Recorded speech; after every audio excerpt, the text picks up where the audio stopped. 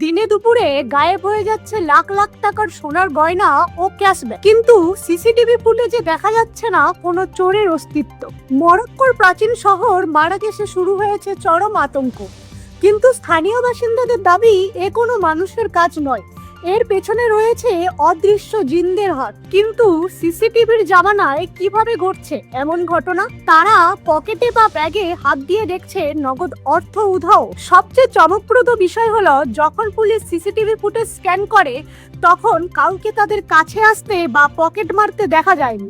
মরক্কোর স্থানীয় বাসিন্দারা দাবি করছে এগুলো প্রাচীন ব্ল্যাক ম্যাজিক বা সিহিরের কাজ। এক শ্রেণীর অসাধু চোর নাকি জাদুটনা ও কেমিক্যাল ব্যবহার করে মানুষকে কয়েক সেকেন্ডের জন্য হিপনোটাইজ করে দিচ্ছে।